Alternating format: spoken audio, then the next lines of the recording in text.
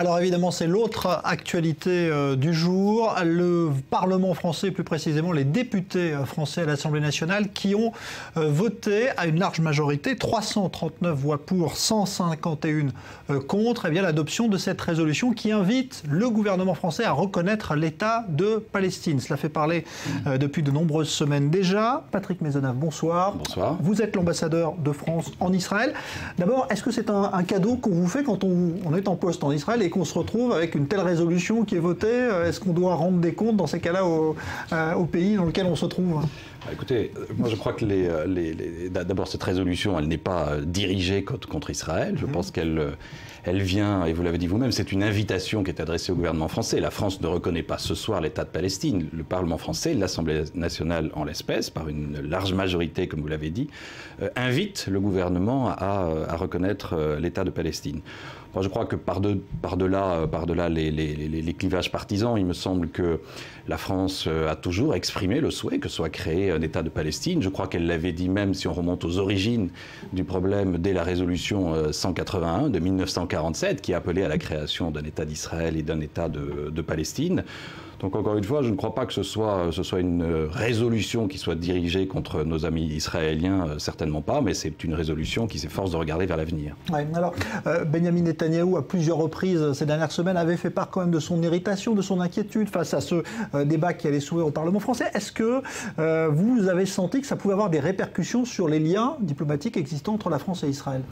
D'abord, je crois qu'il y a une réalité qui s'impose à nous tous, c'est qu'il y a 135 États, et je ne parle pas de Parlement, il y a 135 États qui d'ores et déjà ont reconnu l'État de Palestine. Donc je ne pense pas que les relations entre Israël et ces 135 États en aient été affectées.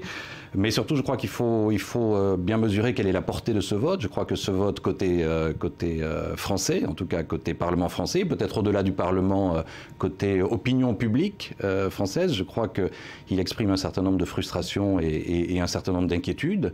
Je crois que tout le monde a présent à l'esprit ce qui s'est passé ici dans ce pays et à Gaza au cours de l'été dernier, avec une guerre qui a fait trop nombreuses victimes, une guerre à nouveau, si j'ose dire, entre Israël et Gaza, donc beaucoup de victimes, et puis finalement le sentiment que cette guerre n'a pas permis d'aboutir à une véritable reprise des négociations.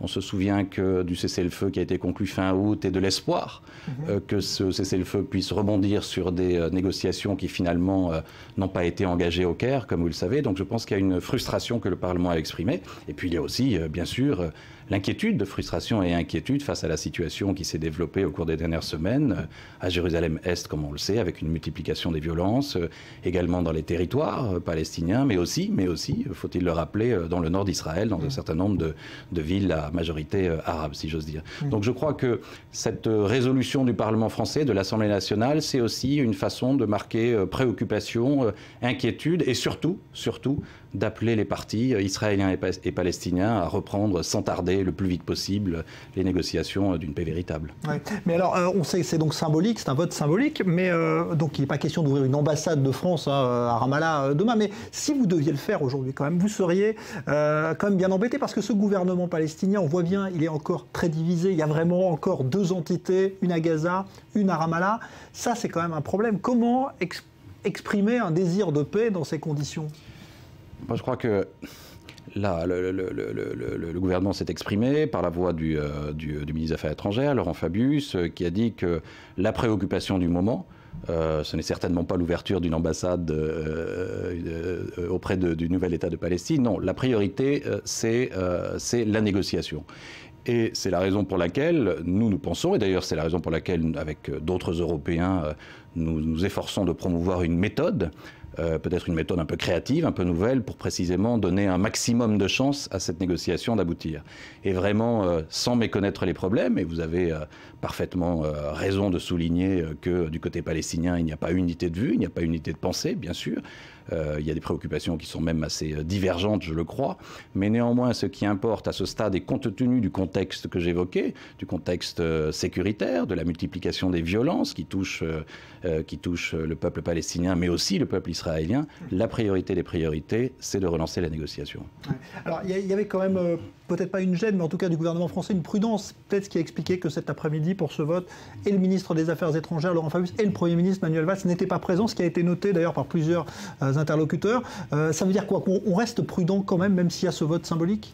Alors, je ne connaissais pas aujourd'hui l'agenda du Premier ministre, bien qu'à ma connaissance, il était en province aujourd'hui, peut-être pour une rencontre avec les pêcheurs, me semble-t-il, dans l'ouest de la France. En ce qui concerne le ministre des Affaires étrangères, il est aujourd'hui, et pour toute la journée, à une réunion ministérielle des ministres de l'OTAN. Et donc, à ce titre, je peux aussi imaginer qu'il aura un certain nombre de contacts qui concernent le sujet palestinien avec certains de ses homologues et au premier rang desquels John Kerry. Il y a cette initiative que veut promouvoir François Hollande, vous en avez parlé, la France veut trouver des idées créatives, aboutir en 2 ans à un accord en organisant une conférence. Est-ce que vous avez déjà commencé à explorer des pistes pour lancer cette initiative ? D'abord, ce que je veux rappeler, c'est que, et qui me paraît absolument fondamental, c'est que de toute façon, ce qui est important, personne ne va trouver une solution à la place des partis. Donc notre préoccupation dans le cheminement que nous proposons, c'est bien que les partis se remettent au travail, israéliens d'un côté, palestiniens de l'autre, qu'ils se rencontrent à nouveau et qu'ils se remettent à négocier. Nous, ce que nous pensons, peut-être en ayant à l'esprit toute l'histoire du processus de paix et aussi, dans ce contexte-là, l'histoire de négociations qui n'ont pas abouti, ce que nous pensons, c'est qu'il faut peut-être essayer de faire évoluer la méthode de négociation. Peut-être, alors, quel que soit le nom qu'on lui donne, mais en s'efforçant de mettre un peu plus de pression sur les partis, côté palestinien bien sûr, côté israélien aussi, d'où l'idée de cette conférence internationale qui réunirait un certain nombre d'États qui ont intérêt à ce dialogue. Et donc, à ce titre, évidemment, les 5 membres permanents du Conseil de sécurité, la Ligue arabe, l'Union européenne, les pays arabes, j'en ai parlé, mais immédiatement voisins. Et Laurent Fabius évoquait au premier plan donc l'Égypte, l'Égypte et aussi la Jordanie. Et puis au-delà de cette conférence internationale, qui au fond a un seul but, c'est qu'au moment où les partis auront, je l'espère, trouvé les voies d'un accord, peut-être aider précisément à la finalisation de cet accord, parce qu'on sait bien dans l'histoire du processus de paix que ce qui a toujours manqué, c'est l'élan final, justement, pour mettre une signature au bas d'un accord de paix. Donc espérons que cette conférence internationale, si elle est décidée bien sûr, aidera à cette conclusion-là. Et puis il y a aussi l'idée, qui est importante, de donner un calendrier, parce qu'il ne s'agit pas de négocier pour négocier, mais aussi de négocier dans un certain délai, afin en effet de mettre un peu de pression sur les Israéliens et les Palestiniens, et cette pression nous paraît indispensable. Alors c'est peut-être pas un fait exprès, mais en tout cas il se trouve que ce vote en France aujourd'hui intervient au moment où en Israël, ce qui va faire les gros titres là ce soir, ce n'est pas le vote par la France, mais l'annonce de nouvelles élections.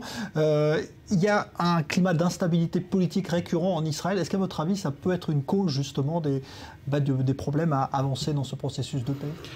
D'abord, c'est pas nouveau. Je crois qu'il y a une espèce de tradition politique ici dans ce pays qui est que la Knesset nouvellement élue n'aille pas au terme de son mandat, si j'ose dire. Donc cette élection vers laquelle nous allons se situera donc 2 ans après l'élection de la Knesset actuelle. Bon, ça fait partie des données de la vie politique israélienne avec lesquelles il faut vivre. Est-ce que ça aidera? Est-ce que ça n'aidera pas? Moi, ce que j'espère néanmoins, c'est que dans la campagne qui va s'ouvrir aujourd'hui en Israël, la thématique de la paix restera présente dans tous les esprits et que ceux qui ont à dire des choses sur cette perspective-là,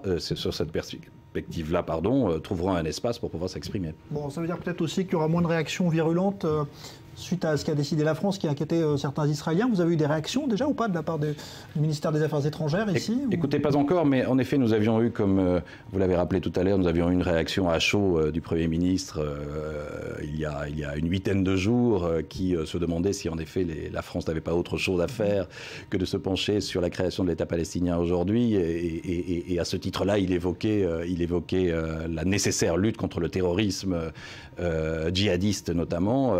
Bon, je tiens et j'ai tenu à le rassurer sur ce point. La France, comme il le sait d'ailleurs, est particulièrement engagée dans la lutte contre le terrorisme et en particulier aujourd'hui contre Daesh. Merci beaucoup Patrick Maisonneuve, ambassadeur de France en Israël. Merci d'être venu réagir à chaud. Donc après ce vote par l'Assemblée nationale française en faveur d'une invitation à reconnaître cet État palestinien pour reprendre la formule de cette résolution. Merci Patrick Maisonneuve. Merci.